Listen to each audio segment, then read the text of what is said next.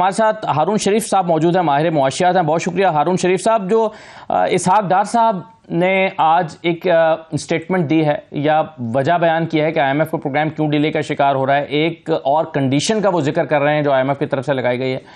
ज़रा देख लीजिए, मैं नाज़रीन को दिखा देता हूं कि वो कंडीशन क्या है जो आईएमएफ चाहता है कि आप ये पूरी करें तो फिर आपको पैसे मिलेंगे। सुनिए इसहाक डार साहब ने क्या बताया। The delay is not on the part of the government of Pakistan. It has been extensive engagement, unusual, too lengthy, too long, too demanding, but we have completed everything. At the time of previous reviews, certain friendly countries have made commitments to bilaterally support Pakistan. IMF is now asking that they should actually complete and materialize those commitments, and I can assure this House, the moment it is done and staff level agreement is signed, I will make sure that this, together with MEFP, is put on the website of Pakistan. Friendly countries जो हैं उन्होंने जो पाकिस्तान की मदद के लिए IMF के मुआहदे के बाद आना है, वो अपनी जो है वो श्योरिटीज़ दें कि वो पाकिस्तान की मदद करेंगे आईएमएफ के इस मुआहदे के बाद, और इस गारंटी के बाद आईएमएफ रकम जारी करेगा। हारून शरीफ साहब, इस कंडीशन को आप कैसे देख रहे हैं? क्या यह मुश्किल है, क्या यह मुमकिन है, और क्या ये पहले भी इस तरह की कंडीशन लगी है, और इन हालात में ये क्यों ज़रूरी है जो आईएमएफ चाहता है?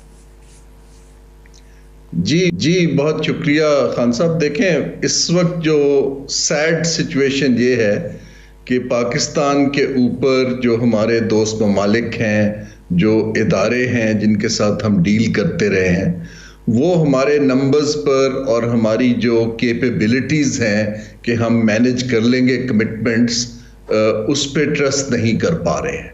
देखिए, आईएमएफ ने पहले इनसे कहा था कि हमें सिर्फ इंडिकेशन दीजिए इन राइटिंग कि वो ममालिक आपसे ये पैसा कमिट कर रहे हैं।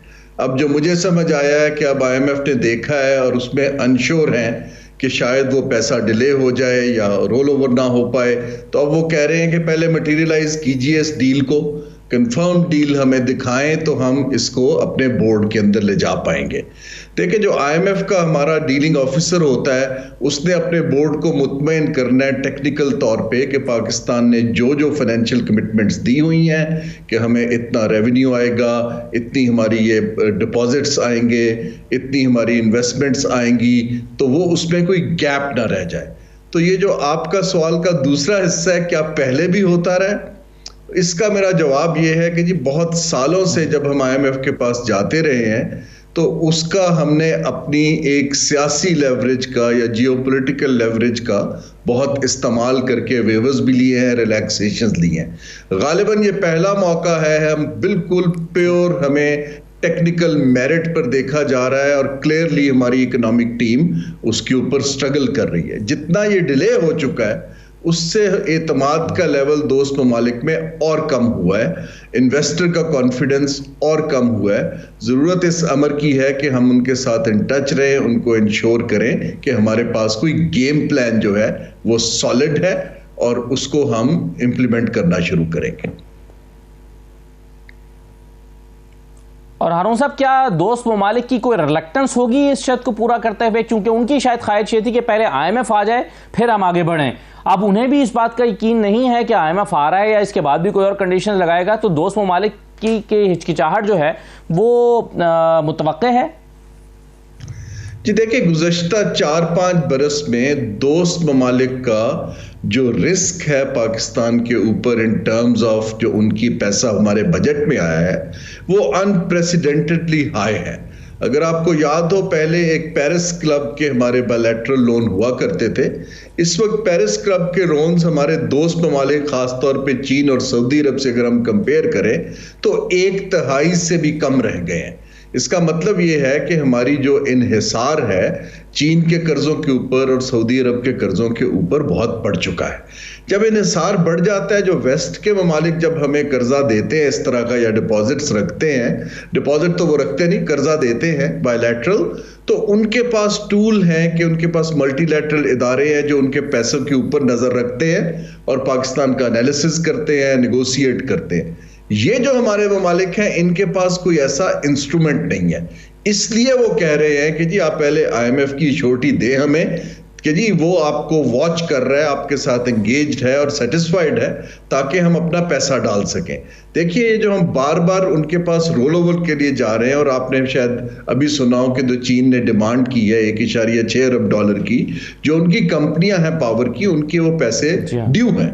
अब एक मुल्क के पास डॉलर्स की इतनी सख्त कमी है, लेकिन जो कमर्शियल आपकी ऑब्लिगेशंस हैं, लोग आपसे एक्सपेक्ट कर रहे हैं कि आप ऑनर कीजिए।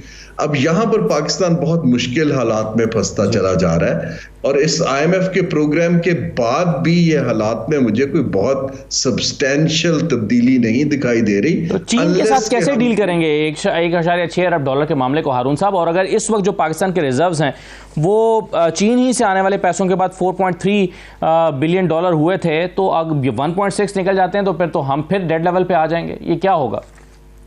जी देखिए, जो चीन के साथ हमारी डीलिंग है, मैं एग्जैक्ट नंबर तो नहीं बता पा रहा, लेकिन चीन का अब हमारे ऊपर जो कर्ज है डायरेक्ट बजट में और ये IPPs वगैरह के ड्यूज मिला के, ये तकरीबन $30 अरब के आसपास जा पहुंचा है। अब जब $30 अरब में से अगर आप उनसे रोल ओवर भी मांग रहे हैं और मजीद पैसा मांग रहे हैं, तो वो कहते हैं कि जो हमारी कमर्शियल कंपनियां हैं जिन्होंने IPPs लगाए हुए हैं, आप उनके पैसे को तो ना रोकिए, और जो हमसे आपने मदद लेनी है उसको आप दोनों को लिंक ना करें। देखिए ना, अगर आप चीन से पकड़ के उनका ही पैसा वापस दे देते हैं, तो इसका मतलब ये है कि जो कारखाने कमा रहे हैं पैसा, उनसे तो पेमेंट नहीं हो पा रही। इस वक्त इन्वेस्टर को उन्होंने ये बताना है कि जो आपने इन्वेस्टमेंट की है रिटर्न उससे आ रहा है। अब ये एक सूरत हाल हमारी बड़ी चिकन एंड एग की हो गई है, लेकिन मैं अभी भी इस चीज में पुरुमीद हूं कि अगर IMF का हमारा अप्रैल के पहले हफ्ते की बोर्ड मीटिंग में चला जाता है और पाकिस्तान बायलैटरली खास तौर पे चीन के साथ बैठ के अपनी डेट के ऊपर एक प्लानिंग करता है, और हम उनको वैलिड ऑप्शंस देते हैं कि जनाब हमें समझ आ रही है कि हमारी एक्सपोर्ट्स ओवरनाइट डबल नहीं हो जाएंगी, लेकिन हम आपको एसेट्स में स्टेक देने पे तैयार हैं, शेयर्स देने पे तैयार हैं। हमें एक वैरायटी ऑफ डीलिंग करनी पड़ेगी, खास तौर पे चीन के साथ, अदरवाइज दुनिया का एतबार हमारी मैक्रो इकोनॉमिक फ्रेजिलिटी पर इसी तरह का रहेगा और प्रेशर्स बढ़ते चले जाएंगे। जी सही है, बिल्कुल ठीक है सर। लेकिन मसला यह है कि एक तरफ हम ये कह रहे हैं कि हमने IMF की सारी शराइत पूरी कर दी हैं, लेकिन IMF की जो चीफ हैं उनकी बातों से लगता है कि नहीं, उनके कंसर्न्स इसके अलावा भी हैं जो आज हमें इसहाक डार साहब ने बताएं। IMF की जो चीफ हैं वो ये कह रही हैं सर कि गरीबों को सब्सिडी देनी चाहिए, मगर पाकिस्तान को जो है वो ज़रूरी इक़दाम उस हवाले से करना चाहिए। तो आप इसको कैसे देख रहे हैं? हम पेट्रोल की कीमत बढ़ा रहे हैं, बार बार सुनते ज़रूर हैं, हम बार बार सुनते ज़रूर हैं कि पेट्रोलियम मसनूआत जो मोटरसाइकिल के वाले हैं या रिक्शा सवार हैं उनको जो है वो हम इसमें सब्सिडी देंगे, लेकिन ऐसा कोई प्रोग्राम हमारे सामने आ नहीं सका। जी असद साहब, देखें ये जो क्रिस्टलिना जॉर्जीवा है, ये मेरी फॉर्मर कॉलीग भी हैं, बहुत अच्छी जानने वाले भी हैं। मैं इनको और पाकिस्तान को समझती हैं, मैं ही इनको पाकिस्तान यहाँ पर लेकर आया था, मिलवाया भी था। देखिए जब हम लोग ये सब बात कब से कर रहे हैं, उन्होंने तो ये बात अब की है कि हमें टारगेटेड सब्सिडीज पर जाना है और अमीर की सब्सिडीज को घटाना है। अब इसके अंदर कोई ऐसी इकोनॉमिक रॉकेट साइंस की बात नहीं है जो हमें नहीं करनी चाहिए। लेकिन अगर आप हमारे बयानात सुने सियासी, और ख़ास तौर पे मैं आपको भी कोट करता हूँ हमारे फॉरेन मिनिस्टर का बयान कि हम डिसअपॉइंटेड हैं कि IMF डिले कर रहा है, हम सैलाब से हिट हुए हैं। मैं ये अर्ज करना चाह रहा हूं कि वो सिंपथी की बेस पर या हमारी पॉलिटिकल स्टैंडिंग की बेस पर ये अब चीजें नहीं होंगी। दुनिया तब्दील हो चुकी है, वेस्ट जो है एक रिसेशन में जा रहा है, अमेरिका के अंदर एक बैंक फेल हो चुका है। इन हालात के अंदर हमें एक्सपेक्ट करना कि हमें कोई out of the way solution दिया जाएगा, हमें कुछ रिफॉर्म तो खुद से करके दिखानी चाहिए। देखिए इस वक्त सबसे ज्यादा प्रेशर मैक्रो इकोनॉमिक जो हमारी फॉल्ट लाइंस हैं उसका गरीब पे पड़ रहा है, उसका मिडिल क्लास के ऊपर पड़ रहा है जिनकी फिक्स्ड इनकम है। 40% जिस मुल्क में इन्फ्लेशन होगी, इसका मतलब है आपकी फिक्स्ड इनकम 40% सालाना कम हो रही है।